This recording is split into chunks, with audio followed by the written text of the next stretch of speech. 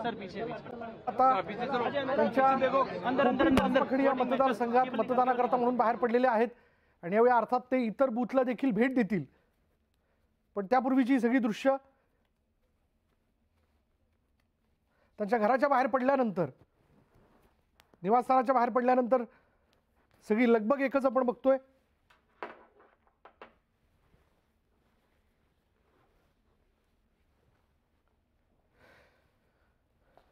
कोपरी पाचपाखडी या मतदारसंघातील मतदान केंद्रावरती मतदान करण्याकरता म्हणून आता राज्याचे मुख्यमंत्री एकनाथ शिंदे हे तिथे गेल्याचं आपण पाहतोय।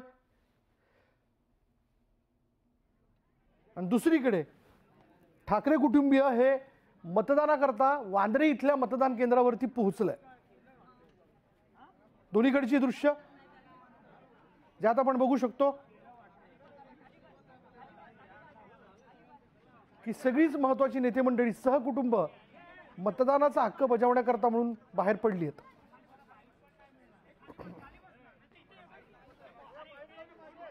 यावेळी रितसर आपलं ओळखपत्र दाखवत मतदान करण्यापूर्वीची जी प्रक्रिया आहे ती पार पडताना मुख्यमंत्री एकनाथ शिंदे दिसत आहेत। आणि तेच दुसरीकडे ठाकरे कुटुंबीय देखील वांद्रे इथल्या मतदान केंद्रावरती मतदान करून बाहेर पडल्याचं आपण पाहतोय।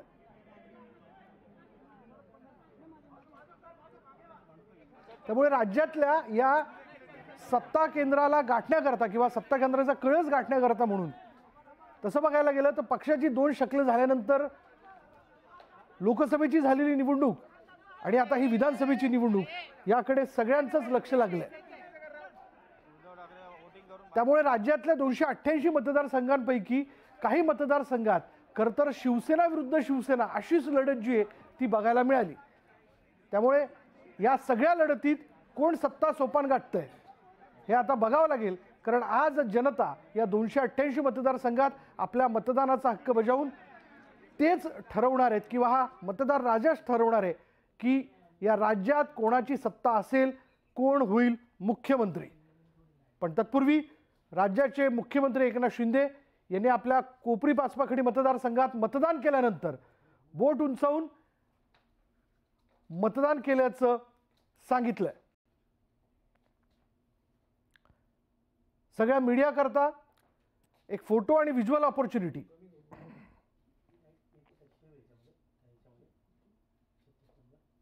आणि शिवाय विजय देखील आपला होणार असल्याचं एक प्रकारे त्यांनी सांगण्याचा प्रयत्न केलाय।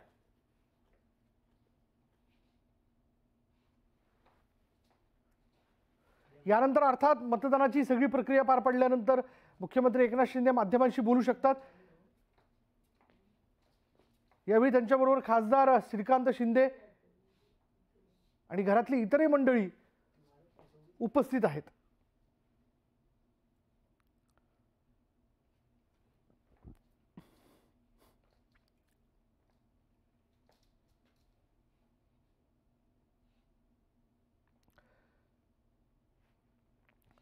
बोटाला लावलेली शाई दाखवत मुख्यमंत्र्यांनी आपण मतदान केल्याचं सांगितलंय।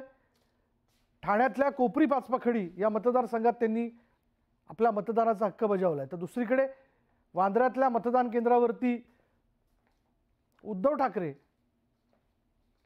यांनी सहकुटुंब मतदान केलंय। दोन्हीकडची दृश्य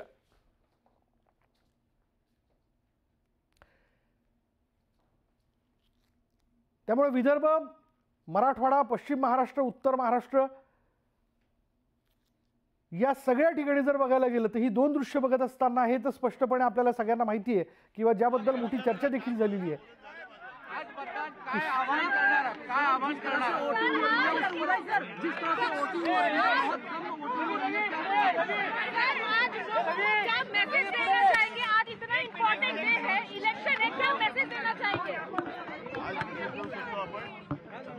आज मैं मैसेज नहीं दे सकता, जो देना था वो परसों तक दिया हूँ और मुझे पक्का भरोसा है। उद्धव जी नाही मला त्याच्याबद्दल ऐका एक मिनिट, त्यांच्याकडनं किती थापा मारल्या तरी महाराष्ट्राचा बाणा कायम राखल्याशिवाय राहणार नाही। मला वाटतं आज जास्त मी बोलणं आता योग्य नाही। कारण मतदान सुरू आहे. मी सर्व मतदारांना आवाहन करेन की आपण जरूर उतरा, मतदान करा आणि मध्ये उर्दू न करे. सर्व मतदारांना आवाहन करतोय महाराष्ट्रातल्या की सर्व आपल्या मित्रांसह, सहकुटुंब, सहपरिवार मतदानाला उतरा, मतदान करा आणि महाराष्ट्राचा स्वाभिमान जपा.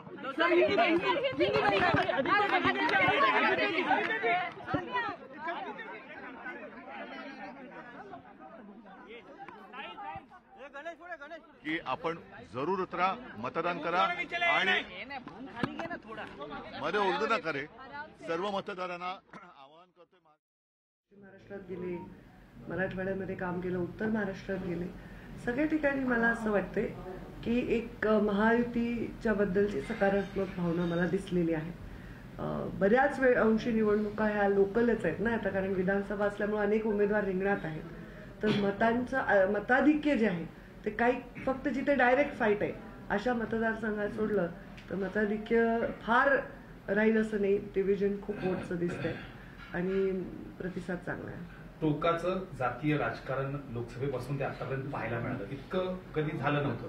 या सगळ्याला कसं बघताय? कारण अगदी पूर्ण रंगच बदलला होता, म्हणजे थेट हिंदू मुद्द्यापासून ते जातीय राजकारण, मराठा विरुद्ध ओबीसी वाद असेल, आणि खास करून तुमच्या बाबतीत देखील बीडच्या प्रभावानंतर तुम्ही राज्यभरात फिरला, काय प्रतिसाद जाणवला या राजकारणात? मी ती निवडणूक जेव्हा लढले आणि त्या निवडणुकीचा निकाल लागला त्या दिवशी ती निवडणूक मी सोडून दिली तिथे.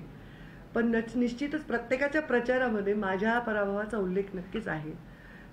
परंतु तो एक कार्यकर्त्यांनी घेतलेला निर्णय की कार्यकर्त्यांना तो भरून काढण्यासाठी कसा विजय मिळवता येईल याच्याकडे त्यांची एक तळमळ दिसते आहे. परंतु मला स्वतःचा माझा जो पिंड आहे, मी जे राजकारण आतापर्यंत करत आलेली आहे त्याच्यामध्ये माझ्याकडे जे पंडित दीनदयाळ उपाध्यायांनी आम्हाला एक संदेश दिलेला आहे त्या संस्कारात आमचा पक्ष वाढलेला आहे. तर एकात्मता मानवतावादाकडे माझा जास्त कल राहिला. जेवढा माणसांसाठी आपण काम करू, तळागाळातल्या माणसांसाठी काम करू, तेवढंच मला वाटतं योग्य राहील. दरवाजा बंद कर. त्याला लागूनच विचारायचं,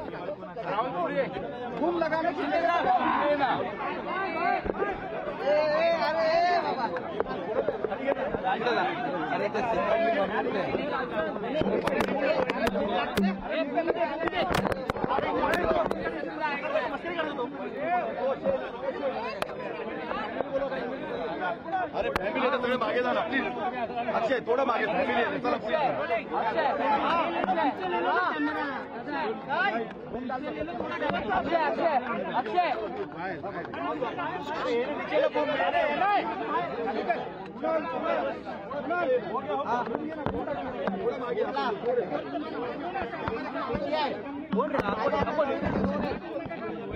खाली गेला बूम यार.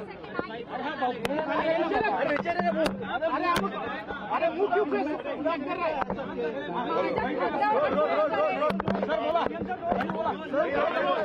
मतदान करून काय सांगा सर? राज्यातल्या जनतेला काय आवाहन कराल मतदानासाठी?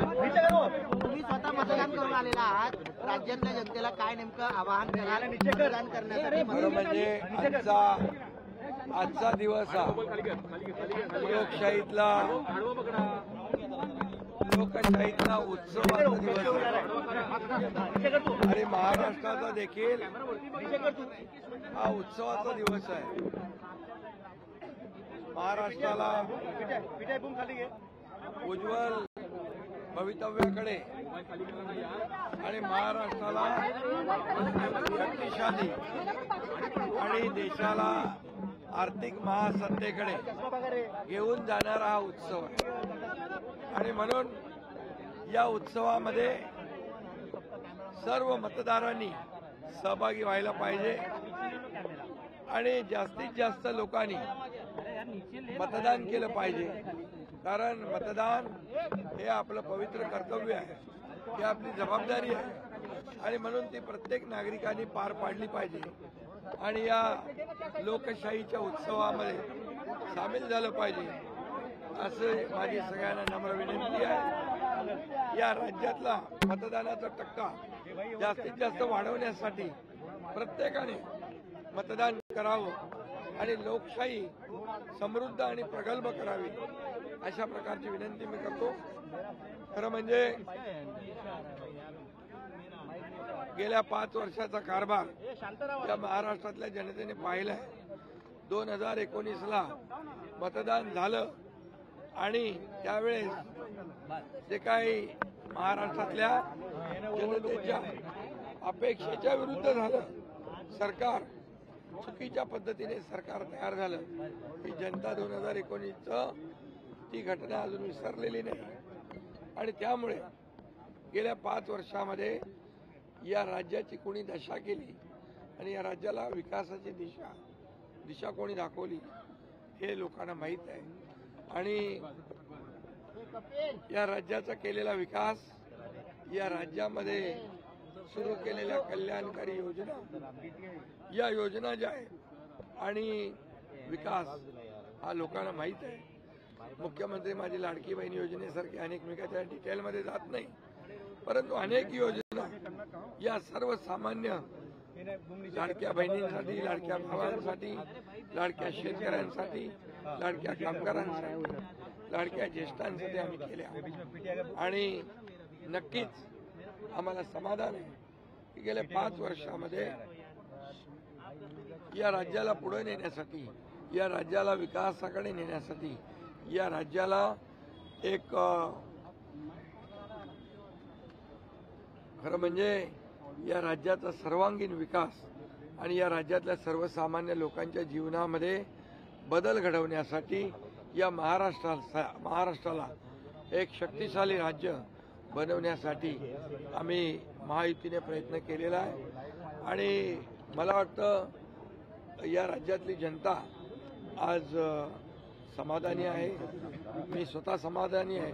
2.5 वर्षाचा कार्यकाळ आणि आमचा 2.5 वर्षाचा कार्यकाळ हाही लोकांनी पाहिलेला आहे आणि म्हणून या आजच्या दिवशी या महाराष्ट्रातली जनता भरभरून कामाला मतदान करते, विकासाला मतदान करते आणि म्हणून मतदानाचा टक्का, मतदान हे लोकशाहीला प्रगल्भ करणार आहे, लोकशाहीला मजबूत करणार आहे आणि म्हणून सगळ्यांनी मतदान करावं असं आवाहन विनंती मी करतो.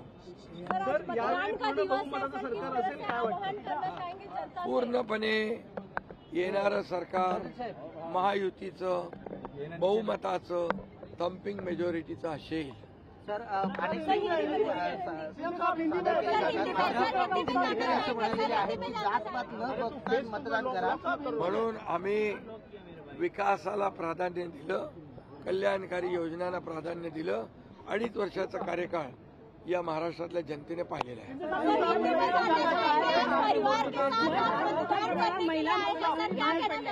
आज बहुत ही लोकशाही का एक पवित्र दिन है, ये उत्सव है, ये लोकशाही को समृद्ध और मजबूत करने वाला उत्सव है.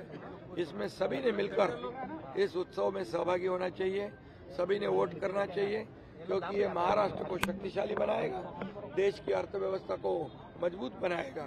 इसलिए आज का दिन बहुत ही महत्वपूर्ण है.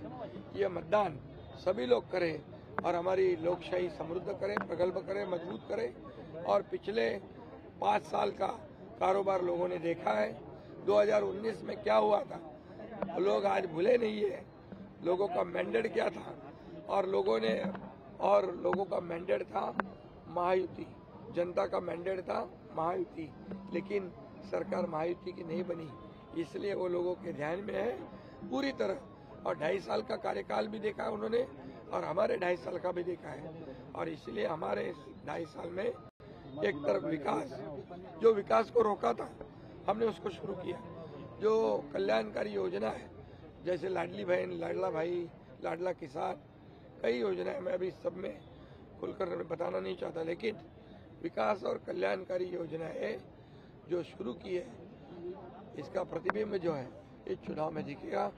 महिलाओं को बड़े पैमाने पे लाडली बहनों का और लाडले भाइयों का मतदान होगा. और मैं सभी से गुजारिश करता हूँ, लोकशाही में वोटिंग होना चाहिए, ये हमारा अधिकार है, हमारी जिम्मेदारी है, वो हमने बखूबी निभानी चाहिए और इसलिए सभी वोट करें। और मुझे विश्वास है 2.5 साल में जो महायुति ने काम किया है, जो कल्याणकारी योजनाएं, जो विकास, उसके बलबूते पे आने वाली सरकार जो है मजबूत थम्पिंग मेजोरिटी की ये महायुति की होगी।